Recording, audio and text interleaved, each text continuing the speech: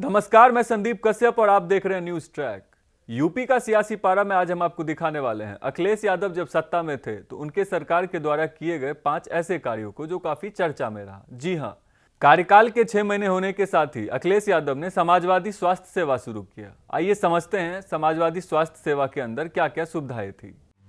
मुख्यमंत्री के रूप में 6 महीने कार्यकाल पूरा करने के बाद अखिलेश यादव ने समाजवादी स्वास्थ्य सेवा शुरू की।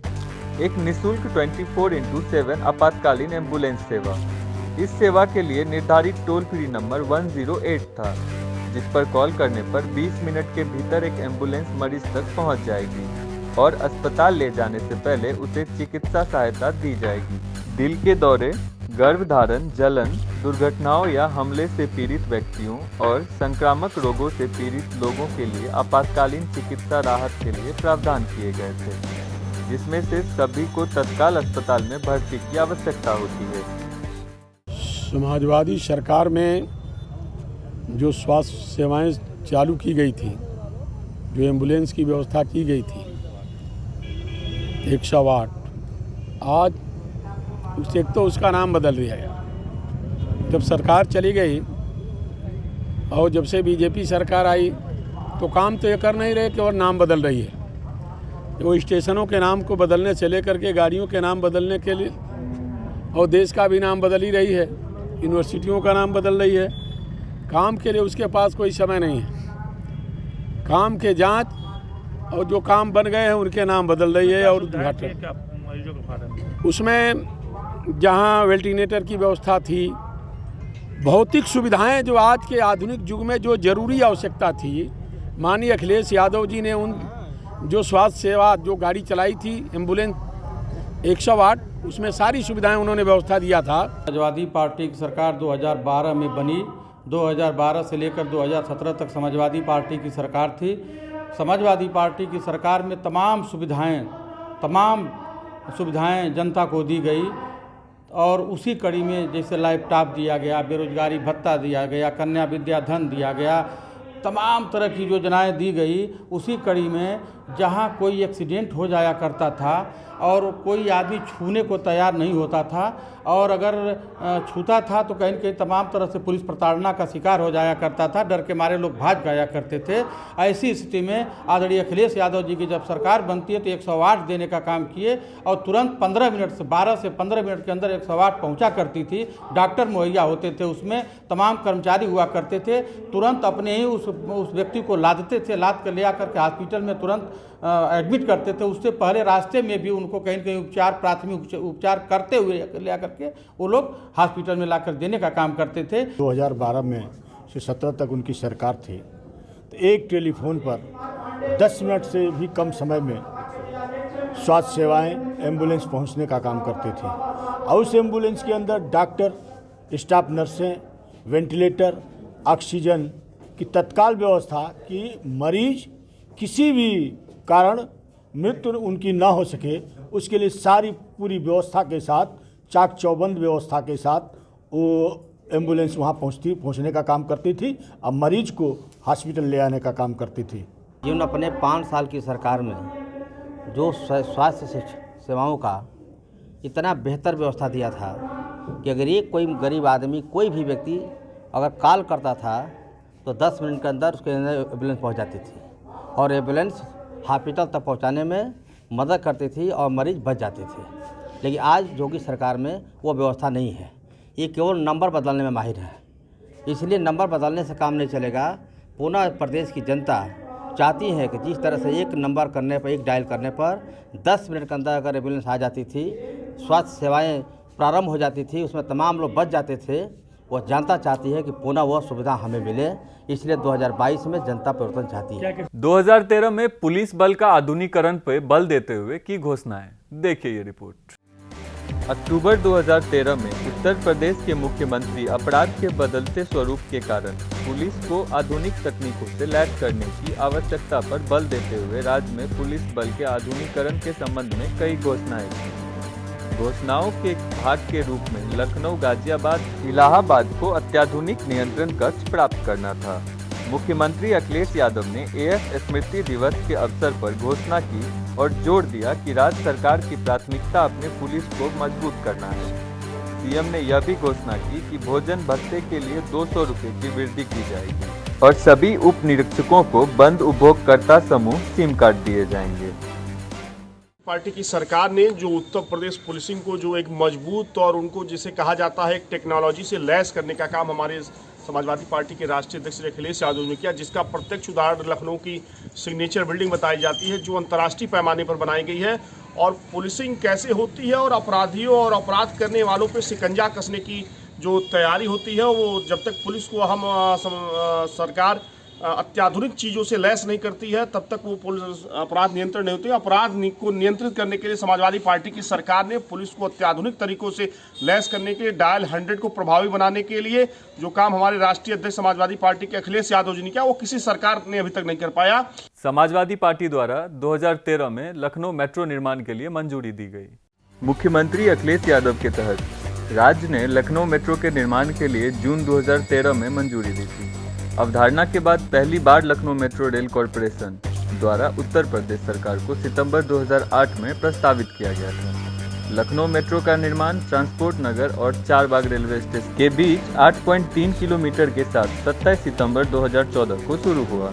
इसने 5 सितंबर 2017 को वाणिज्यिक परिचालन शुरू किया, जिससे यह देश का सबसे तेज निर्मित मेट्रो बन गया। सबसे पहले तो मैं कहना चाहूँगा कि ये लखनऊ और कानपुर जो मेट्रो ट्रेन है, ये समाजवादी पार्टी की जब इसके उत्तर प्रदेश के पूर्व मुख्यमंत्री माननीय अखिलेश यादव जी की समाजवादी पार्टी की सरकार में ही जो है ये बनी थी और चालू भी हो गई थी, जिसका जनता इसका लाभ ले रही है। लेकिन कहना चाहता हूँ, ये भारतीय जनता पार्टी के लोग केवल समाजवादी पार्टी के किए हुए विकास कार्यों पर केवल फीता काट के अपना नाम दिखाना चाहते हैं, लेकिन जनता जानती है कि किस सरकार ने ये काम किया है। किसानों को मद्देनजर रखते हुए अखिलेश सरकार ने किसान बाजार की शुरुआत की।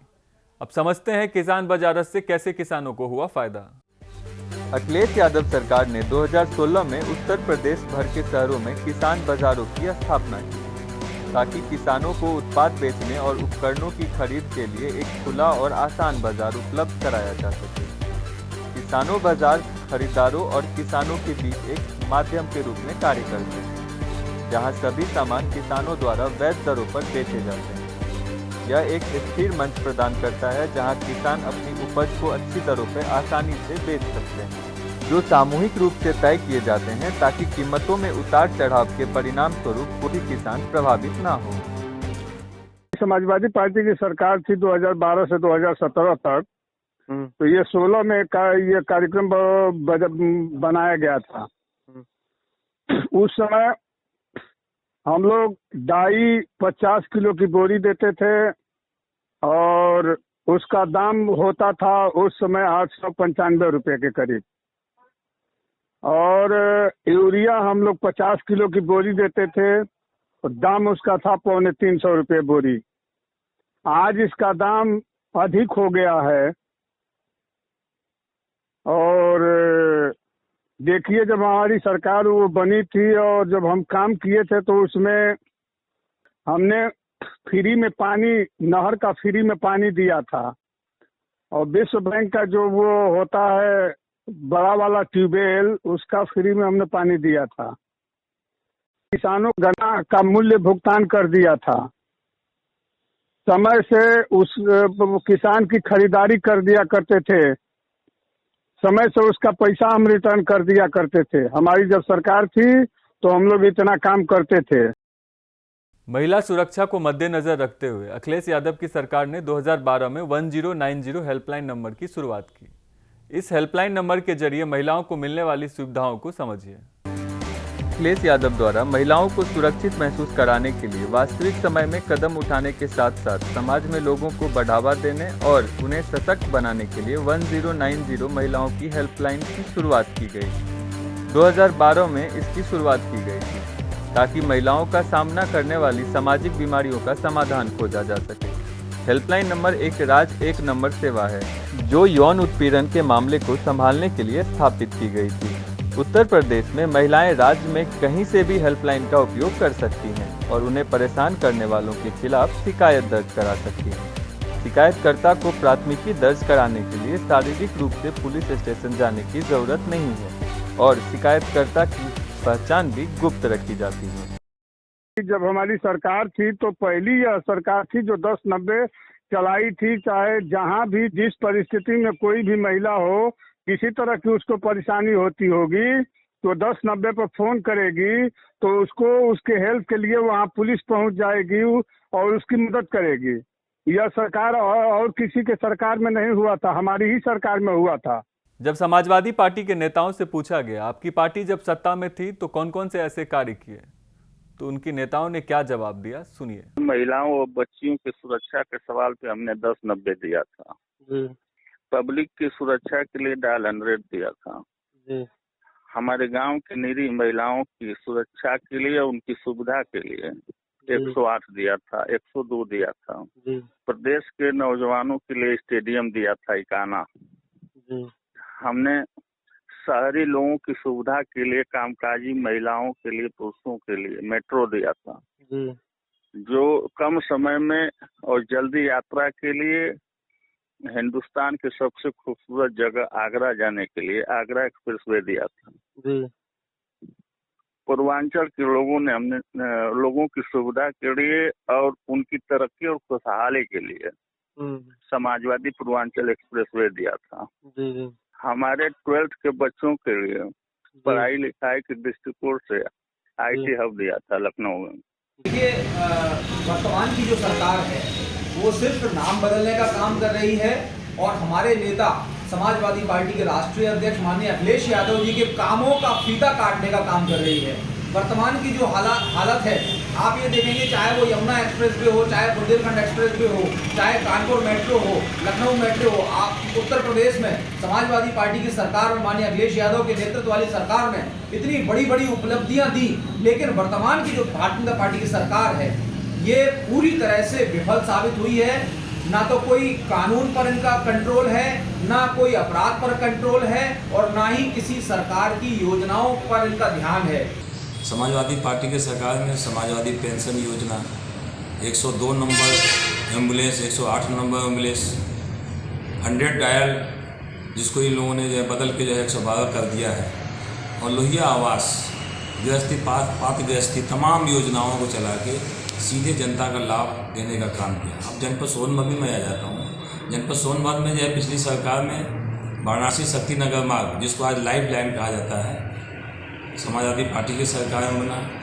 जनपद सोन में इंजीनियरिंग कॉलेज समाजवादी पार्टी की सरकार में बना।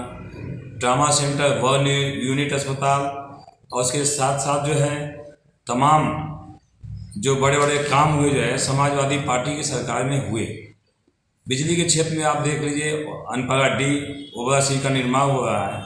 ये सभी काम समाजवादी पार्टी की सरकार में हुए। पार्टी ने डायल 100 से लेके 10-90 से लेके महिला अपराध को रोकने से लेके साइबर अपराध को रोकने से लेके तमाम जो समाज में अपराध हो रहे थे उनको रोकने के लिए प्रभावी कदम उठाकर उत्तर प्रदेश पुलिस को मजबूत करने का काम किया। जिस तरीके से पुलिस की एक कार्यप्रणाली को सुधारने के लिए और उनको क्या कहते हैं कि प्रभावी बनाने के लिए जो टेक्नोलॉजी से लैस करने का काम किया, उत्तर प्रदेश की समाजवादी पार्टी ने किया और भारतीय जनता पार्टी ने उस पर कहीं से भी उसको आगे बढ़ाने का काम न करते हुए, उनकी सारी व्यवस्थाओं को ठप करते हुए आज पुलिस प्रणाली आप देख रहे हैं, आप खुद भी फ़ोन मिला के देख सकते हैं, डायल 100 देख सकते हैं, 10-90 पे देख सकते हैं। सारी जो प्रभावी व्यवस्था थी, सारी व्यवस्था आज की डेट में जीर्ण शीर्ण में पड़ी हुई है और उत्तर प्रदेश पुलिसिंग एकदम निष्क्रिय हो चुकी है एक तरीके से देखा जाए तो ये थे समाजवादी पार्टी के सत्ता में रहते किए हुए 5 ऐसे काम जिसकी वजह से वो फिर सरकार बनाने के लिए ताल ठोक रहे हैं।